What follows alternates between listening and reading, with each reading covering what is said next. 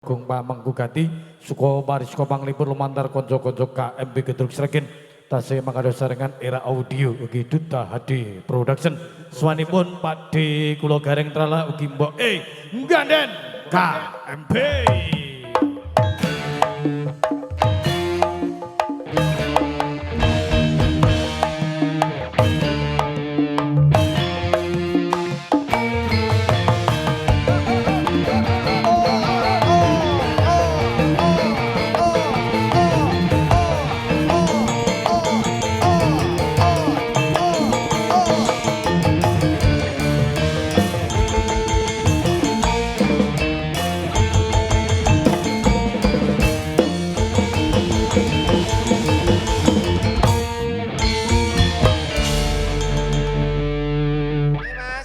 Pakde nek mau ujubke ngluwari nadar iki nderekke kanca-kanca campur sari KMB. Hibur warga masyarakat tamune Mas Yahman Mbah Parmo.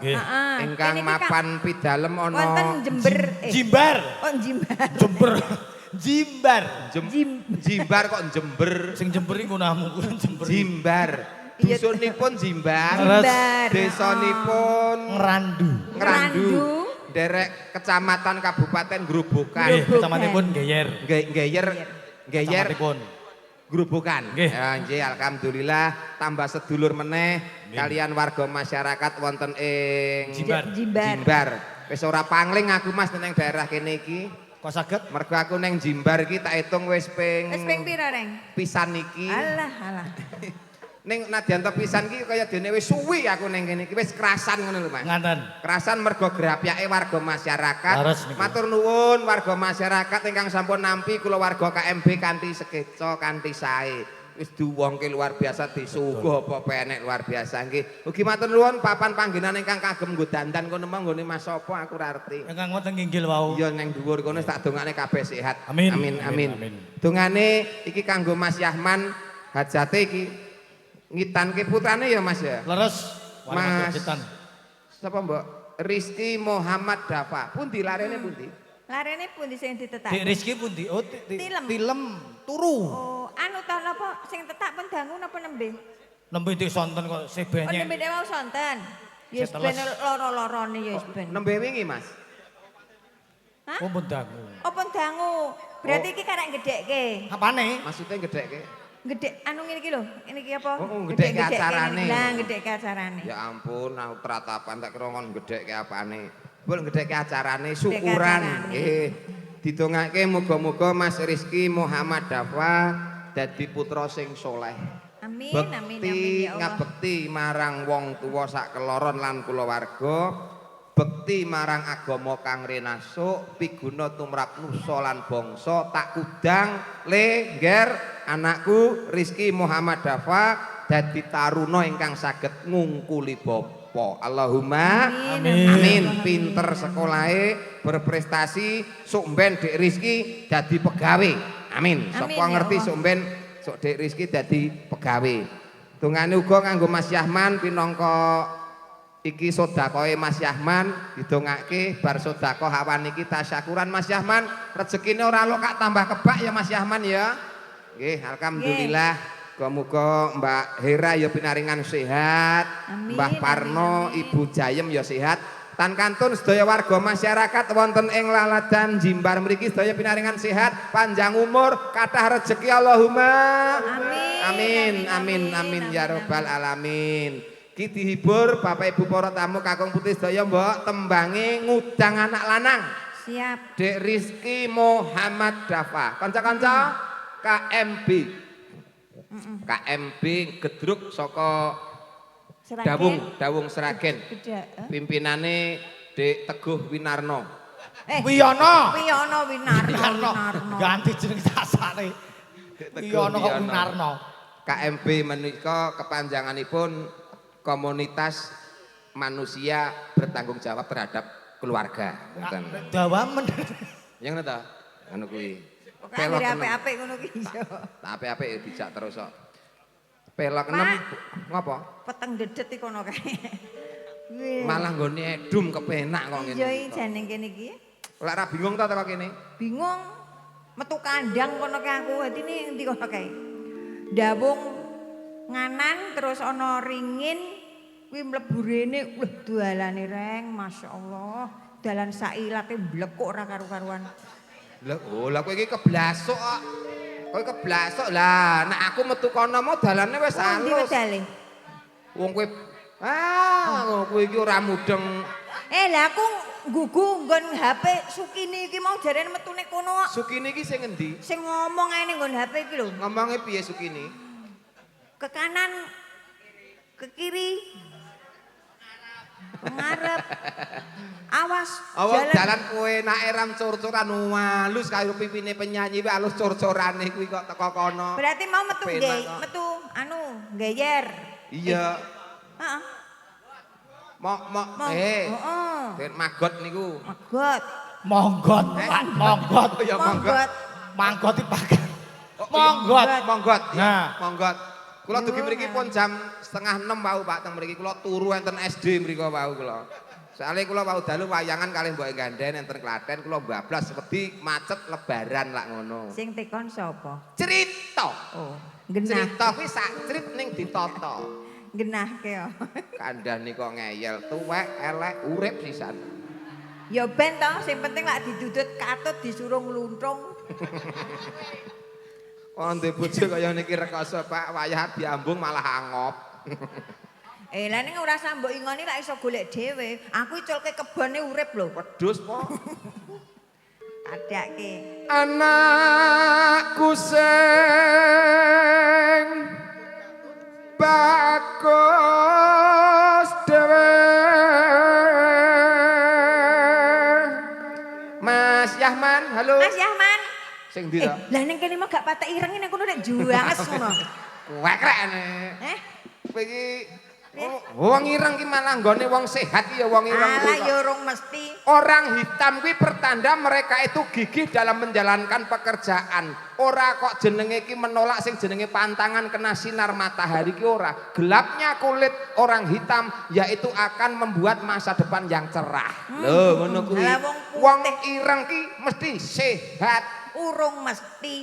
Wong putih ku ya pekel nyambut gawe, ya mesti sehat. Wong putih karo ireng sehat, ireng sehat putih nyuk. Ora ngeyel. Neng dokter iki lho ora enek kok jeneng sakit kehitaman iki ora enek sakit keputihan. Oke. Gilan. Ngeyel pokoke apik ireng. Pokoke Yahman kudu ireng man. Ayo man. Saiki lagi kendaraan lho Reng. Lagi kendaraanku ya mesti pilih sing putih lho, ketok resik ya ta. Oh, putih ki apa? Apik sing ireng, ireng-irenge sepur sing numpak wong akeh nggih Pak nggih. Apik Yahman ireng pokoke. Apik ireng apa? Kendaraan aku duwe kendaraan putih lho ora tak nggonan mbok-nggonen kendaraan putih kae. Aku wis duwe kekno MC-ne mesake kae. Gelem mobilku putih nggonen kae dhuwur nek lampune abang wiu kae. Lah apa-apa ngerti ngusung kowe? Lah kae mau jare numpak apa le? Wah, Grand Livina jar. Grand Livina kok nggo helm apa ya nek? Lah grene ora katut, anu lipinane ora katut. Oh, sing ketut grene kok. Grene kok ya. Apik pokoke sehat ireng, apik ireng. Alah aja ngeyel. Saiki kaya Mas Yahman, pemone ndek garwa lho, nyatane mbake ya putih lho.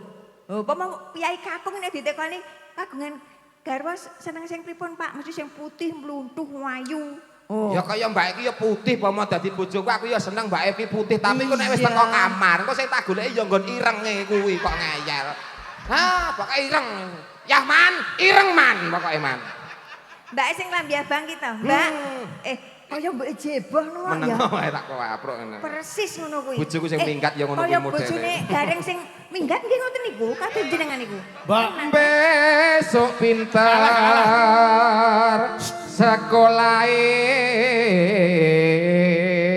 Allahumma amin. Yen wis minggat minggat. Bisa. Yen wis bisa nyambut gawe. Kudu minggat ngono. Ora kudu mlaku sak benere.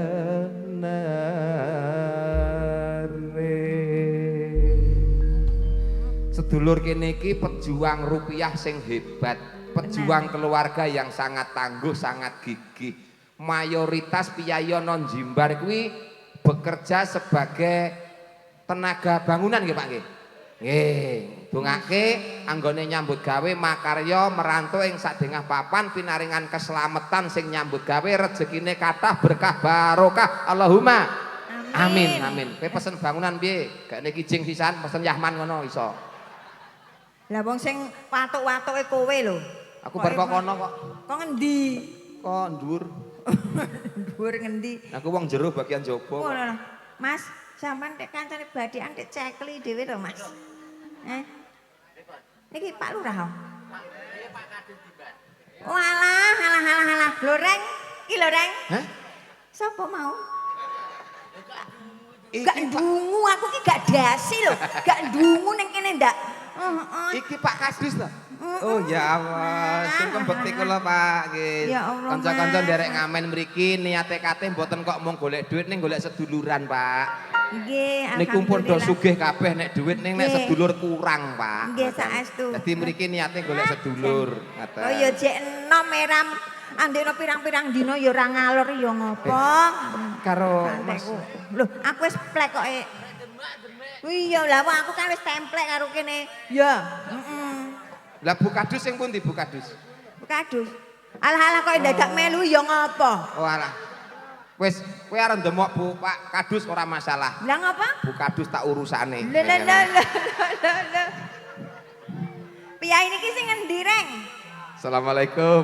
Waalaikumsalam. Walah. Dan piyayine iki lho, ora sumuke ket mau tak mate kono kepet-kepet. Lah ngopo, Reng? Pamer gelang.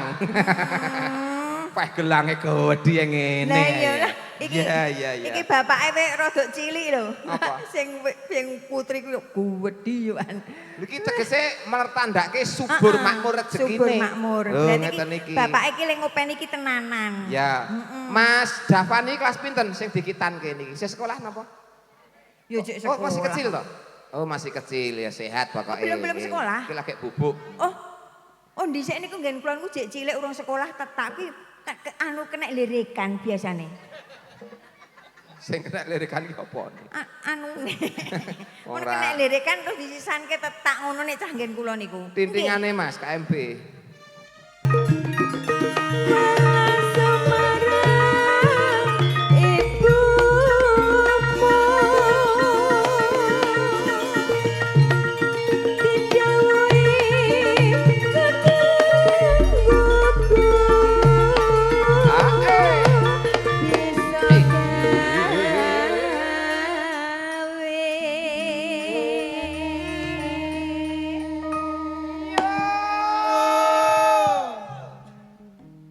Iso gawe bisa maremeng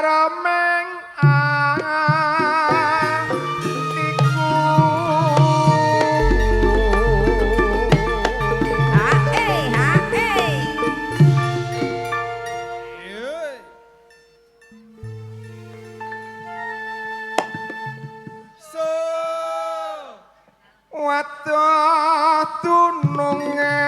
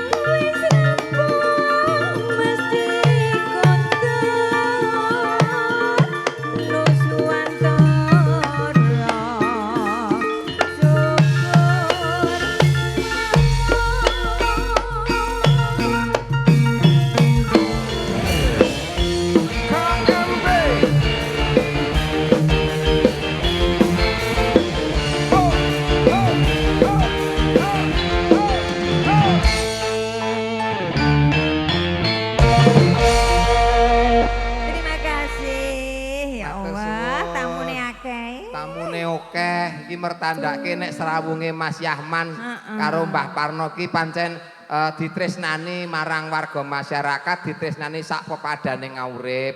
Mula iki penting kanggone aku lan sliramu ngokeh-okehi anggone serawung, Mbok. Muga-muga sone awake dhewe ndek ya tamune iso kaya Iso ngene ngantek iki. kebik ngene iki ya. Webak ngene iki. Iki hebat sekali. Tur iki awan iki luar biasa lho Mas Yahman iki niate sedekah hebat tenan iki. Lah kok iso? Lah piye? Sound sisteme apik, syutinge juas. Wah, syuting anggere Iya, niki Duta barang wis HD. terkenal kabeh iki serane tandinge. Sound sikeme Sound system. sound system.